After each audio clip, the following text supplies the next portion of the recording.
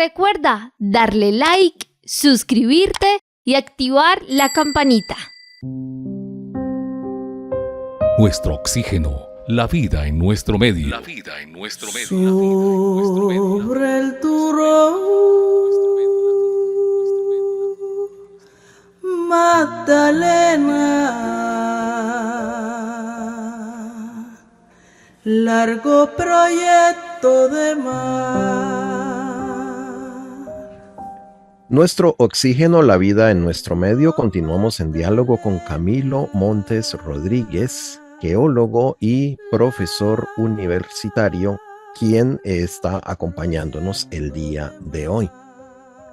Es un poco fascinante, por no decirlo menos, el poder descubrir cómo el fondo marino del Mar Caribe puede contarnos la historia de lo que ha sucedido a través de millones y millones de años en regiones como Colombia, el río Atrato, el río Cauca y el río Magdalena. La geografía de nuestro país es tan inmensa, es tan grande y ha permitido que diversos estudios pues den nuevas luces y den nuevos descubrimientos también, por así decirlo, nuevos descubrimientos de cosas que han sucedido durante muchísimos y muchísimos años, durante millones de años, como por ejemplo la formación del Istmo de Panamá y otra cantidad de accidentes geográficos que podemos así llamarlos. Y es por ese motivo que estamos el día de hoy en diálogo con el profesor Camilo Montes. Y hombre, pues surge la pregunta, lógicamente, que no podemos dejar de hacerla, profesor, y es los recursos, la financiación, adelantar este tipo de estudios, qué entidades participan en ellas. Ustedes como científicos, sabemos que todos los científicos tienen algo de loco en su cabeza y quieren seguir investigando, aprendiendo y enseñándole a la humanidad de todo de lo que ustedes han aprendido. ¿De qué manera obtiene un científico colombiano con este interés de descubrir nuevas cosas y de aprender nuevas cosas y a la misma vez de enseñar nuevas cosas, cómo un científico colombiano obtiene recursos o financiación para este tipo de proyectos? Gracias Guillermo por la pregunta. Pues es muy complicado, es bien difícil conseguir recursos aquí en Colombia.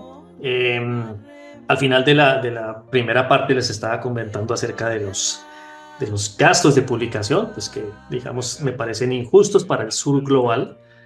Nosotros no tenemos presupuestos de investigación fuertes como para poder absorber esos gastos. En el norte global, pues sí. Entonces, eso tiene un impacto en qué tan leídas son nuestras publicaciones. ¿Por qué? Porque es mucho más fácil leer una publicación si esa publicación es gratis, si usted sencillamente con un acceso a internet puede llegar a la publicación, que si usted tiene que tener una suscripción para poder bajar esa publicación. Normalmente esas suscripciones las tienen las bibliotecas de las universidades. Entonces, lo que está pasando es que todos los científicos en el norte global les están exigiendo que todas las publicaciones sean abiertas, open access, que cualquier persona pueda leerlas, pues que como les decía es muy bueno, eventualmente es muy bueno, pero para nosotros de sur global es muy malo porque entonces como no tenemos los recursos para financiar esas publicaciones, tenemos que publicar en revistas que todavía tienen suscripción, de modo que las leen únicamente aquellos que tengan suscripción. Profesor, pero es que estamos hablando de estudios de investigación, Sí. estudios que precisamente su objetivo es que todo el mundo los conozca. Exacto. ¿Y tener que pagar para poder que estos estudios sean publicados? Sí, así es lo que está ahora. Ese es el nuevo estándar. Como le decía, es muy bueno, pues porque eventualmente va a democratizar la ciencia, es decir, cualquiera va a poder leer los estudios de investigación, no únicamente los que estén suscritos a la biblioteca que tenga suscripción a las revistas más importantes. Pero nosotros, los del sur global, pues estamos perdiendo impacto aquí. Y eso lo digo porque pues la otra pregunta que usted tenía es cómo hacemos para financiar proyectos acá. Pues aquí en Colombia está MinCiencias, que tiene recursos para financiar ciencia, pero cada vez son menos. Me parece que el año pasado era 0,2% del Producto Interno Bruto, que es una cifra pues mínima con respecto a lo de cualquier economía desarrollada, y también está muy por debajo de lo que, por ejemplo, hace México o otros países en Latinoamérica, Brasil, pues ni se diga. Entonces es 0,2% del Producto Interno Bruto que Colombia está dedicando a la ciencia, pero además ese 0,2% lo está condicionando a que sea únicamente. Entonces, ahora, hoy en día, los proyectos de MinCiencias, cuando usted se encuentra que quiere escribir un proyecto de MinCiencias y ve la lista de requerimientos, pues pues no es ciencia. Lo que quieren es que tenga una componente social, que tenga una componente gubernamental, que tenga una componente de industria privada. Entonces tiene que tener una cantidad de hélices, lo llaman ellos, hélices por todas partes, que hace que sea muy, muy difícil, primero, proponer y segundo, ejecutar estos proyectos. Y la ciencia pura, digamos, la ciencia que se hace para saber más, por curiosidad, para saber qué es lo que está pasando con el planeta, pues no tiene cabida, no tiene entrada, porque requieren que un proyecto tenga un impacto específico sobre una población específica. Entonces es cada vez más complicado hacer ciencia pura en Colombia. Y digo esto porque, digamos, estos estudios que nosotros hacemos aquí, estamos mirando los isótopos de neodimio en el norte de los Andes. Uno dice, pero eso, ¿a quién le importa? ¿A quién le puede importar eso? Pues es muy difícil justificarlo, pero esto realmente es de lo que se alimentan los modelos climáticos globales. Entonces, si usted quiere hacer un buen modelo climático, usted primero tiene que entender cuándo cerró Panamá. Entonces, es muy diferente tener un modelo climático que está prediciendo las temperaturas de los siguientes 50 años con un modelo que se entrenó con Panamá cerrado, a que si se tiene un modelo con Panamá abierto. Entonces, por eso es que es importante que los geólogos, que los científicos podamos explorar estas preguntas que parecen inoficiosas, porque de esto es que se alimentan modelos tan importantes como los del cambio climático. Es tiempo de esperanzas, de sonrisas, de perdón, compartir esa alegría que nace del corazón.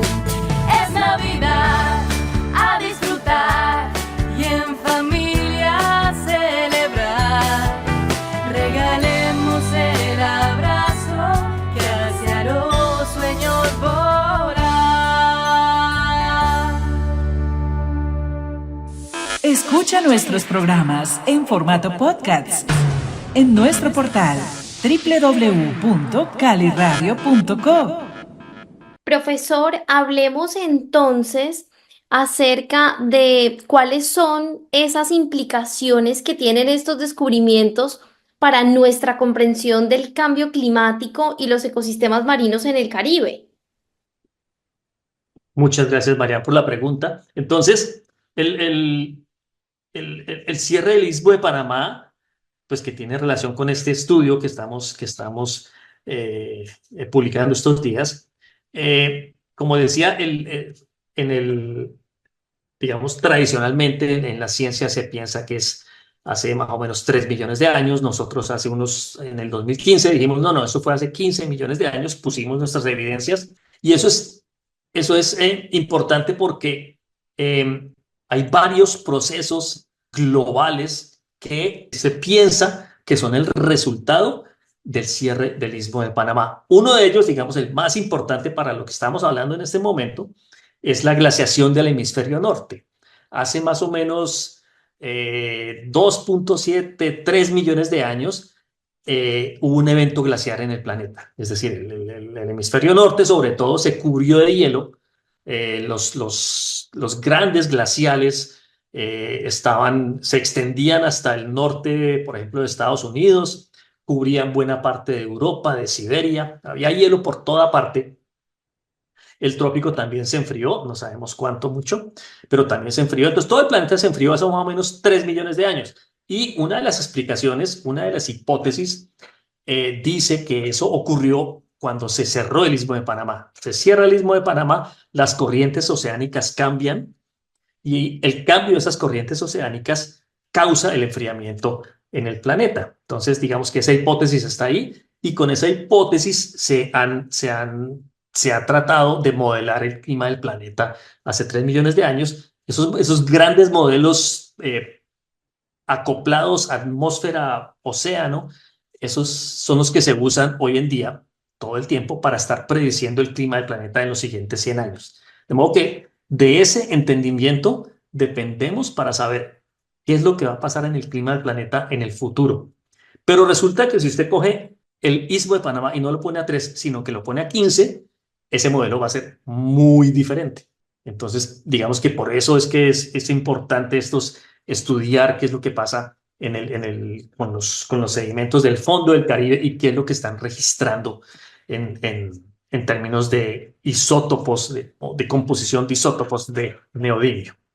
¿Quiere esto decir entonces, profesor Camilo Montes, que corrientes marinas, por ejemplo, que existen hoy en día, no existían hace 2 o 3 o 5 o 15 millones de años? Es un ejemplo para citar alguno.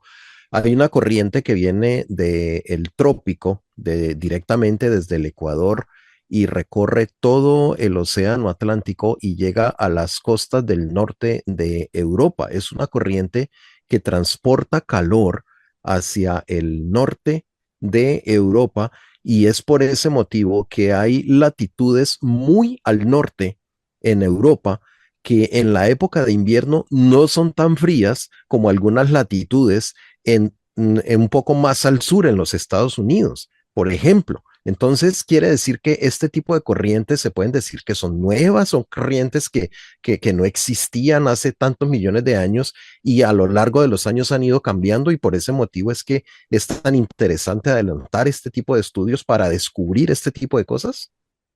Exacto, sí, exactamente. Esa corriente de la que usted habla se llama la corriente del Golfo. Es una corriente que lleva agua caliente y salina, muy salina del mar Caribe y de esta zona tropical, y se la lleva, pasa por el sur de Florida, entre Florida y Cuba, y se va para el norte, llega al Mar del Norte, en el norte sufre un proceso de evaporación y esa agua salada se hunde y comienza a mover una gran banda transportadora que lleva aguas por todo el planeta. Entonces hay corrientes profundas, hay corrientes someras. Entonces es toda una banda transportadora que se mueve por todo el planeta y una molécula de agua puede darle la vuelta al planeta en unos cuantos miles de años, sencillamente viajando por esa banda transportadora. Entonces sí, esas corrientes llevan calor, llevan humedad, llevan aguas de diferentes composiciones. Y efectivamente lo que se piensa es que el cierre del Istmo de Panamá causó el colapso de una de estas corrientes, la corriente del Golfo, y por eso se enfrió el hemisferio norte y llevó a las glaciaciones. Pero ya sabemos que eso no ocurrió a 3 millones de años, o ya nosotros pensamos que eso no ocurrió a 3 millones de años, sino que ocurrió hace 15 millones de años. Entonces, esa explicación no se puede aplicar en los modelos climáticos ya. Es interesante. Para comprender que nuestro planeta es un superorganismo vivo, escuche nuestro oxígeno. La vida en nuestro medio. Profesor, cuéntenos de qué manera estos hallazgos podrían influir en futuras investigaciones sobre la evolución de otros sistemas fluviales en América Latina o incluso hasta en el mundo. Sí, digamos, la historia de los ríos también tiene mucho que ver con la biodiversidad. Entonces, yo esperaría que hay muchos estudiantes que están trabajando con genómica, están mirando cómo los organismos en el Amazonas, en los Andes, en los valles interandinos han evolucionado, se han separado, han cambiado o se han extinguido. Em, entonces yo pienso que este tipo de estudios en los que podemos decir con mayor certeza, mire, el río Magdalena hoy en día fluye hacia el norte, sale por Bocas de Ceniza, por aquí, por Barranquilla, pero hace 12, 13 millones de años fluía hacia el sur y salía, realmente le daba sus aguas a un río como por ahí el Caquetá o el Putumayo, y eso eventualmente salía por el Amazonas. Entonces, cuando estás mirando, por ejemplo, biodiversidad, o cuando estás mirando las poblaciones de peces, se da cuenta que los ríos son muy dinámicos, muy cambiantes. Y pues este caso, por ejemplo, el del Magdalena, pues es muy curioso porque uno pensaría, pero ¿y cómo así que hace 13 millones de años el río Magdalena entregaba sus aguas al Amazonas? Pero esa parece ser la conclusión de los estudios científicos. Profesor, y última pregunta, ¿en qué medida cree usted que las actividades humanas recientes, como la construcción de represas, la deforestación, pueden estar o no alterando esos patrones de sedimentación y las huellas químicas dejadas por los ríos colombianos? Sí, muchas gracias por la pregunta, María. Sí, pues yo he viajado por todo el Magdalena, por todas partes, por todas las cuencas, Valle Superior del Magdalena, Valle Medio, Valle Inferior, Sierra Nevada. Y sí, pues lo que le estamos haciendo al Magdalena, pues es un crimen. El Magdalena es un río muy bello, pero lo tenemos pues contaminado, deforestado, eh, represado por todas partes. Yo creo que el único río grande que le llega al Magdalena que todavía está libre es el Samaná, que es un río bellísimo en Antioquia, pero el resto, sí, el Sogamoso, el Negro, el Yaguará, todos están represados el río, todos. Entonces, por todas partes está represado el Cauca, ya pues el último que queda también, el Cauca está en represa, y obviamente eso va restringiendo las poblaciones de peces. El impacto obviamente en las riberas es pues para las poblaciones, la subienda. Yo no sé si la subienda todavía existe o si eso ya se acabó. Por ejemplo, en Honda todos los restaurantes y todos los pescadores que vivían de la subienda, pues yo no sé eso cómo estará, pero la última vez que fui hablé con no, ni siquiera la última vez, hace varios años que fui, hablé con algunos de los dueños del restaurante y ellos me decían, no, el Boca Chico ya lo importamos del Amazonas, porque aquí ya no hay. Entonces, pues sí, al Magdalena, pues los ríos realmente son muy resistentes y muy dinámicos, pero el Magdalena sí lo estamos abusando más de la cuenta.